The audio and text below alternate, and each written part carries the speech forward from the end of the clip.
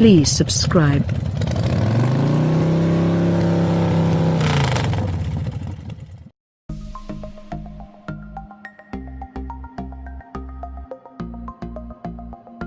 No more Russian dolls, Aston Martin CEO Andy Palmer told me after I'd spent a day behind the wheel of the new 2019 Aston Martin Vantage, the company's first new model to hit the market since the release of the all-new DB11 last year.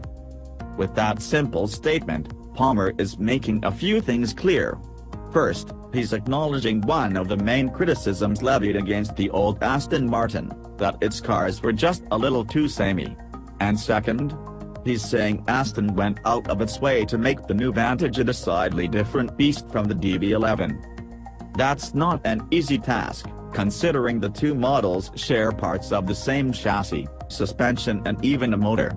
The foundation is the same, but for the Vantage, Andy Palmer and his team have created something quite different indeed. More importantly, they've created something quite good. You only have to look at the new Vantage once to realize that this is meant to be an edgier option than the iconic DB series. Where the DB11 has some subtlety to its lines and a strong nod to its predecessors, the Vantage shape is new and aggressive, starting with its color you see here, lime essence. What may sound like a light, citrusy drink is actually a bright shade of yellow that's gone on a neon green acid trip, picking up a hint of metallic along the way. It looks absolutely spectacular, and especially did in the unusually drab conditions during our testing in Portugal.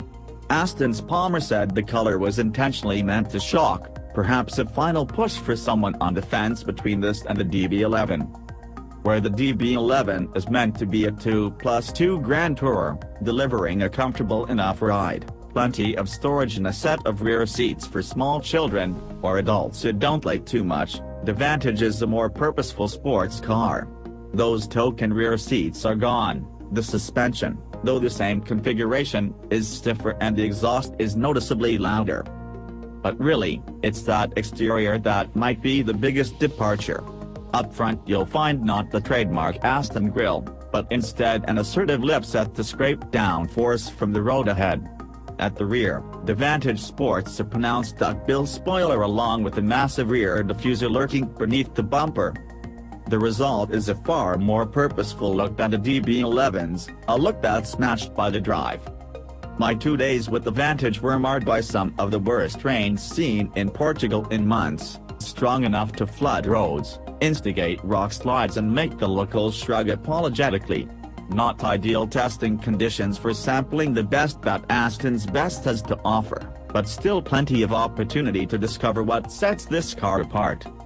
My brief affair started on the epic circuit at Portimao, a place with enough blind, off-camber corners to induce driver fear on the best of days. In the wet it's a proper handful, and so is the Vantage. With 503 horsepower delivered to the rear wheels through the same 8-speed automatic as in the DB11, the traction control was working hard. If I heard you groan a bit at the mention of an automatic with a torque converter in a car like this, know that I tend toward the same reaction. In this case, though, the smooth shifts of the automatic were actually a help. I was able to grab another gear mid-corner in the wet without fear that a rifle-like upshift might unsettle the car. While a DCT would be quicker, it would be harsher, and this automatic is hardly lethargic. Besides, while Aston representatives fell short of confirming that there will be a Vantage with a proper manual transmission, they wasted no opportunity explaining how the center console would be reconfigured to make room for a shifter when one is added. So, there you have it. If you really hate autos, there's, almost certainly, a manual coming for you. Meanwhile, it's almost impossible to find fault with the motor. Say what you will about a Mercedes-sourced German heart and a British body, the AMG 4.0-liter, twin-turbo V8 is still epic. While it doesn't sing like a V12, neither does it have the same snort here as it is in Mercedes guise, giving its own, distinctive, evocative sound. If you're hard of hearing you can option a louder sport exhaust, but the stock unit is plenty randy. Lag is minimal and torque is sublime, more than enough to overpower the Pirelli P0 tires at the rear. Though I needed to be gentle on the right pedal, the Vantage's brake feel is a huge improvement over the soft, long throw in the initial DB11. The shift pedals, too, feel far more positive than other cars' flappier ones. Out on the narrow and sinuous roads surrounding Portimao, which were even more damp, I was able to get a better feel for the front end of the car, which reacts with more bite and eagerness than the DB11. However, torrential rains and claustrophobic visibility limited the feedback, and my confidence. Wet or dry, the difference in suspension tuning is clear. Even on its most comfortable setting of sport, the Vantage is a bit of a harsh mistress, informing you of every road imperfection. Crank up the suspension to track mode and it's positively unbearable on the street. I don't mind, but where the adaptive suspension on many supercars can swing from properly comfortable to outright racy, the Vantage stops well short of that first benchmark, pushing it yet further from its more touring-friendly sibling, the DB11. And that it's a bit of a shame because the interior is a perfectly fine place to cover miles.